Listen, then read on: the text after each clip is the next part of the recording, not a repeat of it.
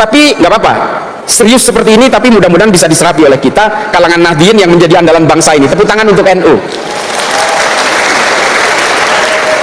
Nah, pada suatu kesempatan, Bapak Ibu sekalian, nah ini ironis, saya mampir ke Berlin sepulang dari Tunis. Saya datang ke toko buku, saya tanya, ini direkam, ini mudah-mudahan banyak yang nonton. Saya datang ke toko buku, ada buku Islam nggak di sini? Lalu dia bilang ada satu. Ada yang beli nggak? Nggak ada. Ya dasar Berlin, Eropa, Islamnya minoritas, oke lah. Saya lihat bukunya itu, buku terjemahan Al-Quran yang ditulis oleh seorang ahli Islam dari Tunisia. Namanya Syekh Muhammad Thohir bin Ashur. Nama kitab tafsir Al-Qurannya itu At-Tahrir wa Tanwir. Saya iseng baca, Bapak Ibu sekalian. Ternyata di dalam kitab tafsir dari mufassir Syekh Muhammad Thohir bin Ashur ini, saya temukan konsep penciptaan alam semesta oleh Allah yang terjadi karena ledakan besar akibat petir dan hujan. Coba, ini kan listrik, Pak. Sama kurang lebih dengan teorinya Stephen Hawking dalam Big Bang Theory tadi. Yang disebut oleh Syekh Muhammad Thohir bin Ashur itu al-ittisal wal infisal, penyatuan dan pemecahan. Ulama kita nggak ada yang membahas ini. Makanya ajaran-ajaran yang tidak percaya Allah seperti Stephen Hawking dan Richard Dawkins tadi merajalela di Arab. Karena apa? Ulamanya diam. Ulama-ulama Saudi terutama malah sibuk dengan fikih-fikih recehan, furu'iyah, ikhtilaf yang sudah dibahas berabad-abad, nggak ada kunjung habisnya. Mereka malah lebih sibuk untuk mengharamkan maulidan, mengharamkan musik, mengharamkan wayang golek. Mereka lalai untuk menanamkan akidah kepada generasi-generasinya. Ini loh, mereka lebih sibuk untuk menyerang sesama muslim karena hanya perbedaan-perbedaan tafsir. Ini kerjaan Wahabi ini. Mereka lalai kemudian memikirkan generasi Islam supaya Islam kembali kepada ilmu pengetahuan. Yang mereka perebutkan adalah otentisitas. Saya yang paling asli, orang-orang NU itu tercemar ajaran Hindu dan sebagainya. Seolah-olah kiai-kiai NU, para muassis Nahdlatul Ulama itu nggak ngaji semua ke sana. Lah gimana? Musik aja diharamkan oleh Wahabi coba. Padahal musik ini kita bicara musik. Mohon maaf para kiai, mungkin saya sebenarnya hanya lebih dulu tahu kadang-kadang. Di Islam sejarah musik ini sangat panjang, ibu sekalian, bapak ibu sekalian. Ada nama ulama namanya Ibrahim Al-Mausuli. Ini adalah orang pertama 80 tahun setelah Rasulullah yang mengumpulkan seluruh alat musik di Arab untuk kemudian dipentaskan di sebuah kota di Irak namanya Mosul, yang sekarang dikenal Mosul, makanya namanya Ibrahim Al-Mausuli. Dan kemudian dipentaskan juga di beberapa kota termasuk Damaskus dan Madinah. Sehingga apa? Akhirnya seorang ulama Islam namanya Al-Kindi menemukan notasi dasar musik. Setelah itu disempurnakan oleh Al-Farabi menjadi notasi yang kita kenal hari ini, menjadi do re mi fa sol la si do, dalam sebuah kitab namanya Al-Musikal Kabir. Kitabul Musikal Kabir nama kitabnya. Diterjemahkan ke dalam bahasa Latin sehingga kemudian beredar di Eropa. Nama judul bukunya itu De Ortu Sintiarium. Sehingga akhirnya melahirkan musisi-musisi hebat di Eropa, Johann Sebastian Bach, Mozart, Dvorak dan sebagainya. Ini Islam, Bu, yang memulai. Sekarang sama Wahabi diharamkan. Memangnya ulama-ulama dulu itu nggak belajar fikih apa? Belajar mereka, tahu juga mereka. Nah, Bapak Ibu sekalian, santri jika ingin terlibat dalam peradaban manusia, ya harus memajukan ilmu pengetahuan. Kita pernah berjaya sejaya-jayanya dalam ilmu pengetahuan. Jadi Bapak Ibu sekalian, terutama di kalangan ibu-ibu, dorong, Bu, jangan dihambat-hambat. Kalau ada anak yang ingin sekolah, dorong, semangati mereka. Kalau mau nikah, nikah aja, tapi ilmu pengetahuan kan nggak harus terhambat oleh pernikahan. Tetap aja baca buku, Bu. Saya itu baca buku sampai hari ini 1000 halaman per bulan minimal itu. Ini mata saya sampai remuk kayak ini. Nah, ini adalah gambaran bahwa bagaimana kalau kita ingin memajukan Nahdlatul Ulama, ya majukan dengan ilmu pengetahuan. Saya tadi bisik-bisik dengan Kiai Sofyan, dengan Mustasyar. Saya bilang, Pancasila itu nggak ada apa-apanya kalau nggak ada NU. Saya pertegas, kita semua sadar yang mempersatukan bangsa ini adalah Pancasila. Tapi kalau nggak ada Nahdlatul Ulama, Pancasila nggak ada apa-apanya. Maka kemudian orang-orang yang ingin merobohkan Indonesia itu pasti ingin merobohkan Nahdlatul Ulama lebih dulu, sehingga mereka nantinya akan dengan mudahnya merobohkan Pancasila. Saya bukan karena terlalu NU, Pak, bukan. Saya ini NU tulang sumsum memang. Tapi yang menemukan teori tentang kekuatan NU di Indonesia Itu seorang akademisi barat namanya Phil Caruso yang mengatakan bahwa perekat Indonesia itu adalah Pancasila, tapi Pancasila itu nggak bakal ada apa-apanya kalau nggak ada Nahdlatul Ulama. Ini kata Phil Caruso. Saya nggak ngecap, Pak. Kalau dulu NU itu mau memberontak ke Indonesia, bisa aja, Pak. Lah sekarang nih contohnya nih, anggota Banser itu 7 juta loh, anggota Banser. Polisi kita jumlahnya, tolong dikoreksi kalau ada polisi di sini. Anggota polisi kita 482.000. Tentara kita 1.076.000. Banser 7 juta. Coba, kalau NU mau memberontak, cukup ngandalin Banser aja, meskipun nggak punya senjata, bisa itu ngerebut. Tapi menjadi pemberontak ini bukan DNA-nya NU. NU nggak diwariskan itu oleh para muassis Nahdlatul Ulama. NU itu diajari untuk taat kepada negara, berlindung di bawah negara dengan undang-undangnya. NU nggak pernah memberontak, meskipun zaman Soeharto kita digencet habis-habisan, pernah nggak memberontak? Muktamar NU di Cipasung dulu, Panser itu datang semua mengintimidasi Gus Dur, dibuat sosok tandingan untuk melawan Gus Dur namanya Abu Hasan. Tetap aja orang-orang NU itu nggak terpengaruh. NU itu dikasih badut ya susah ketawanya, dikasih macan ya susah takutnya. Itu NU itu. Makanya NU itu kalau kata orang Jawa itu ya nggak gampang kaget lah, orang gumunan. NU dari dulu digencet-gencet, Pak, dihajar oleh PKI, dibantai ulama-ulama NU dan anak-anak Ansor di Banyuwangi. Ketika ngelawan, NU disalahin. Dari dulu selalu dicurigai. Apakah NU pernah mau memberontak kepada Indonesia? Nggak pernah. Ini mohon maaf kalau ada yang pernah berhubungan dengan gerakan ini ya. Kartosuwiryo aja ini. Kartosuwiryo kalau tidak mendirikan NII, Pak, dia jadi pahlawan. Bapak Ibu sekalian, dia penandatangan Sumpah Pemuda loh. Kartosuwiryo itu menandatangani Sumpah Pemuda dan dia orang dekatnya Bung Karno. Tapi karena hanya kecewa karena dia tidak mendapatkan konsesi politik sesuai keinginannya, setelah merdeka dia memproklamasikan berdirinya negara Islam Indonesia di Tasikmalaya. Kecewa dikit udah jadi pemberontak. NU nggak pernah. Gus Dur saja diturunkan secara tidak konstitusional, bahkan orang NU pada nyantai, Pak, diem. Apa? Karena kata Gus Dur, tidak ada jabatan yang perlu dibela mati-matian. Buat saya bangsa ini jauh lebih penting. Ini kata Gus Dur. Maka NU menurut Phil Caruso, saya teorinya berpegangan itu, NU adalah perekat dari berbagai perbedaan itu. Bersama Pancasila dia seiring sejalan menegakkan NKRI. Tapi tolong diingat nih, pemerintah hari ini yang sudah berganti presidennya, tolong disadari Pak Prabowo dan Gibran sebagai wakil, Pancasila nggak ada apa-apanya kalau nggak ada NU. Jangan anak tirikan NU. Lah ini mohon maaf, jumlah anggota NU di sini itu 82 juta kurang lebih. Meludah aja banjir loh Indonesia ini. Ini nggak kaleng-kaleng. Bapak Ibu sekalian, di tengah berbagai gempuran ajaran-ajaran yang mengatakan NU ahlul bid'ah, ahlul kubur, ini orang-orang yang kufur dan tudingannya macam-macam. Mereka itu hanya ingin merobohkan Pancasila sebenarnya, makanya kita itu dipersekusi habis-habisan. Terutama orang-orang Wahabi. Setiap NU melakukan upaya-upaya kultural, wah dia selalu disindir. Hampir separuh bumi ini sudah saya datangi, Bu. Hampir separuh bumi ini pernah saya datangi. Mau Amerika Selatan, Australia aja yang saya nggak pernah. Selebihnya udah pernah saya datangi, terutama negara-negara konflik. Mengapa negara-negara itu masih berkonflik hingga hari ini? Karena mereka nggak punya NU, Bu.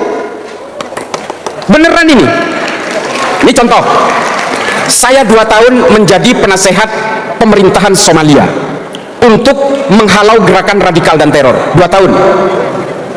Satu negara Somalia itu pahamnya Wahabi Salafi semua. Satu negara itu sepakat tidak boleh ada gereja, tidak boleh ada orang Kristen, tidak boleh ada musik, tidak boleh ada rokok, semua mengharamkan itu semua. Satu negara sepakat.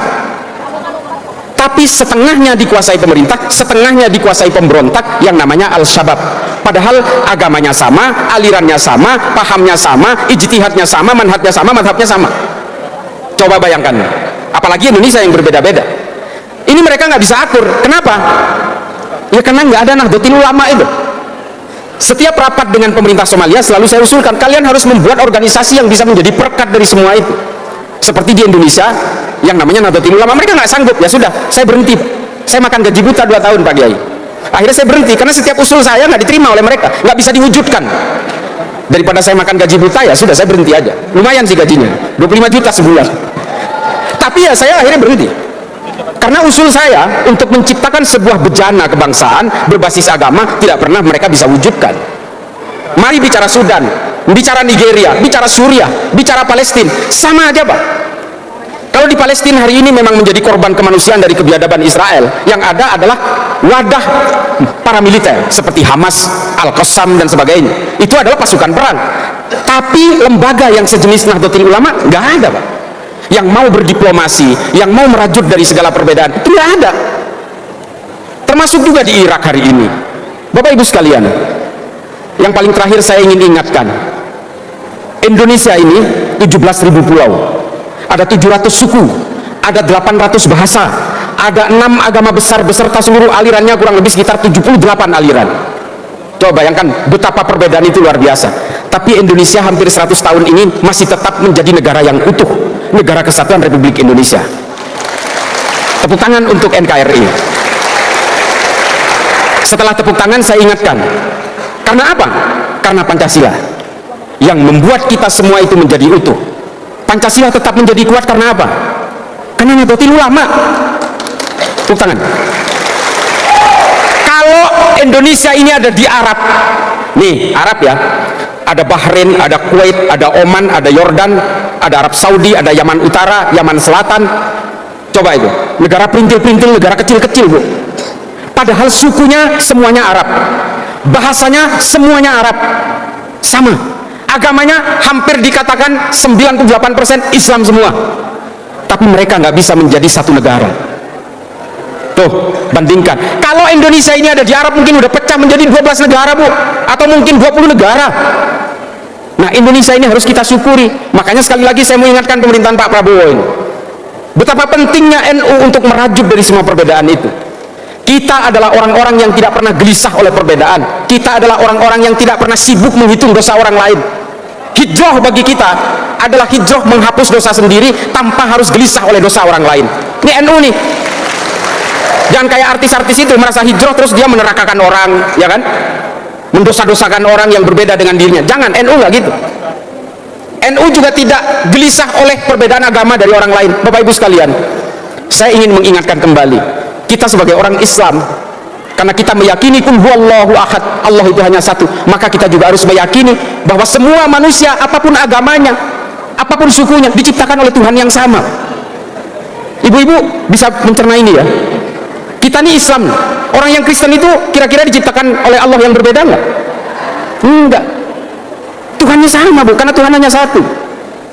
Maka kemudian takdir-takdir kelahiran yang membedakan keimanan kita, ini ditulis oleh Habib Ali Al-Jufri dalam Al-Insaniyah Qabla Tadzayyun. Orang yang kemudian menjadi berbeda suku, berbeda agama, karena lahirnya yang berbeda. Saya lahir di Madura dari orang tua beragama Islam, kakek buyut saya adalah Islam, kakek buyut saya NU, orang tua saya NU, saya sendiri NU, ya maka saya menjadilah Islam yang Nahdien. Karena memang karena lahir di Madura. Coba bayangkan kalau saya lahir di Papua, mungkin lebih hitam dari begini kulit saya dan mungkin saya bukan Islam. Kalau saya lahir di Manado mungkin saya glowing, tapi saya bukan Islam juga. Sementara kelahiran ini semuanya adalah kehendaknya Allah. Ini kata Habib Ali Al-Jufri, bukan kata saya. Maka kemudian kata Habib Ali Al-Jufri, betapa pentingnya kita sebagai orang Islam menghargai perbedaan, menyadari bahwa orang yang berbeda adalah diciptakan oleh Tuhan yang sama. Maka apa tugas kita nih? Tugas kita yang Islam ini, tunjukkan dengan akhlak yang mulia dan bawakan Islam ini sebagai agama yang rahmatan lil alamin. Itu dua tugasnya. Sehingga apa? Orang beragama lain akan tertarik kepada agama kita, sehingga mereka mau mempelajari keimanan-keimanan kita. Supaya apa? Membuka pintu hidayah kepada orang yang berbeda agama. Bukan dengan mencaci maki, bukan dengan menghujat, bukan dengan menyalah-nyalahkan, bukan dengan meneraka-nerakakan orang yang berbeda. Menganggap agama kita benar harus wajib. Saya sebagai orang Islam menganggap hanya Islamlah yang paling benar. Inna dina indallahil Islam. Jelas. Tapi menganggap Islam adalah agama yang benar, agama yang kita anut yang paling benar, tidak harus menganggap agama orang lain pasti salah dan apalagi menyalah-nyalahkan. Untuk menganggap istri saya cantik, tentu saja saya tidak harus menjelek-jelekan sampian semua, tidak perlu. Cantik ya cantik aja buat saya. Istri saya ada tuh, bangga pasti itu. Jadi Bapak Ibu sekalian, Begitulah konsep beragama berbasis kemanusiaan, al-insaniyah qabla tadayyun, humanity before religiosity. Ini penting, Bu, karena ini adalah ajaran Rasulullah. Rasulullah tidak pernah memaksa orang-orang yang belum berislam untuk tunduk kepada agama Islam. Rasulullah tidak pernah ada riwayatnya satupun di dalam kitab-kitab sejarah, At-Tabari, Imam As-Suyuti, Al-Mas'udi, Ibnu Katsir, Ibnu Athir, Ibnu Khaldun, tidak pernah menceritakan bagaimana Rasulullah memaksakan orang untuk menjadi Islam. Tidak. Rasulullah menyebarkan Islam itu dengan kedamaian, dengan kemanusiaan. Banyak kisahnya, nggak perlu saya kisah-kisahkan soal ini. Di dalam sirah nabawiyahnya Raqib As-Sirjani, ada Ibnu Ishaq, ini semua menceritakan bagaimana Rasulullah itu membawa Islam ke dalam satu konsep perdamaian yang luar biasa. Nah, ini mudah-mudahan bisa ditiru oleh kalangan Nahdien, adik-adikku, anak-anakku semua, supaya Nahdlatul Ulama ini tetap bertumpu kepada kemanusiaan dan peradaban. Tujuannya apa? Supaya kita bisa memajukan Islam ini dengan ilmu pengetahuan, sehingga kalangan Nahdien tidak lagi terpuruk dalam peradaban manusia. Hari ini mudah-mudahan, kemarin satu abad NU kan ada fikih peradaban. Nah, ini kalau kita pahami dari isinya semua, maka kita harus memajukan ilmu pengetahuan. Kejar ilmu itu kemanapun, baca buku. Jangan sampai cuma hanya baca satu buku lalu menganggap inilah yang paling benar. Jangan, semua harus dipelajari sehingga kita berhasil menemukan konsep yang paling hakiki. Sekali lagi saya ingin mengingatkan bahwa Islam ini bertumpu kepada kemanusiaan, selain kita harus mempertebal iman. Dan inilah anjuran dari para muassis NU. Kita perangi kebatilan, amar ma'ruf nahi munkar, iya, tapi jangan kemudian kita terbelit dalam syahwat dan subhat. Tolong dipahami ini. Jangan sampai seperti menjadi teroris-teroris Wahabi itu. Mereka semua ingin merobohkan. Kemarin saya cerita terakhir sebelum saya mundur, saya kemarin sempat ngobrol dengan salah satu mantan amirnya Jamaah Islamiyah, Kiai, tidak perlu saya sebutkan namanya. Jadi rupanya mereka ini, orang-orang teroris ini, yang dia kejar itu adalah harta, tahta, wanita, senjata. Ini yang dikatakan oleh mereka. Kalau mereka itu sudah mengejar harta lewat jaringan ini, maka dia akan bebas mendapatkan istri sebanyak-banyaknya. Itu tujuannya. Dan kalau sudah semuanya didapat, dia akan mendapatkan senjata sebagai simbol dari superioritasnya dia. Kan akhirnya apa? Dia membunuh orang, ngebom Polsek Astana Anyar, ngebom di Cicendo segala macam. Akhirnya apa? Dengan jubah agama, dia sebenarnya hanya ingin memperkaya diri. Bom Astana Anyar kemarin korbannya itu seorang polisi, anggota Persis, dia rajin pengajian dan sebagainya. Kan kesian sesama Islam. Sementara mereka itu menggunakan jubah agama. Nah, jubah agama ini seringkali dikenakan oleh para penjahat supaya apa? Supaya kejahatannya terlihat terhormat. Kalau udah atas nama agama, Bu, orang itu mudah ditipu. Mudah ditipu. Jangankan soal terorisme, jangankan soal politik, tolong ingat-ingat. Bahkan investasi bodong atas nama agama pun sering kita menjadi korban penipuan. Arisan syariah sering menjadi korban penipuan kita-kita ini. Kampung syariah, kampung kurma, travel biro segala macam. Kalau sudah atas nama agama, kejahatan terlihat terhormat. Makanya kita beragama juga harus menggunakan rasionalitas berpikir, ad-dinul aqli. Jangan lalai dengan akal. Karena agama ini juga dibangun dengan konstruksi akal yang sehat. Gitu ya, ibu-ibu sekalian, mohon maaf bapak ibu sekalian, para kiai, kurang lebihnya mudah-mudahan ini bisa bermanfaat bagi saya pribadi yang fakir ilmu, dan bisa bermanfaat bagi seluruh siapapun yang ada dalam majelis ini. Mudah-mudahan juga bermanfaat kepada kita kalangan Nahdien. Selamat Hari Santri. Kita yang mantan-mantan santri ini juga ikut bergembira. Terima kasih kepada pemerintahan sebelumnya yang telah menetapkan 22 Oktober sebagai Hari Santri. Sangat mengapresiasi sekali. A'udzubillahi minasyaitonirrajim. Bismillahirrahmanirrahim. La nufarriqu baina ahadin min rusuli wa qalu sami'na wa ata'na ghufranaka rabbana wa ilaikal masir. Wallahul muwaffiq ila aqwamit thoriq. Wassalamualaikum warahmatullahi taala wabarakatuh.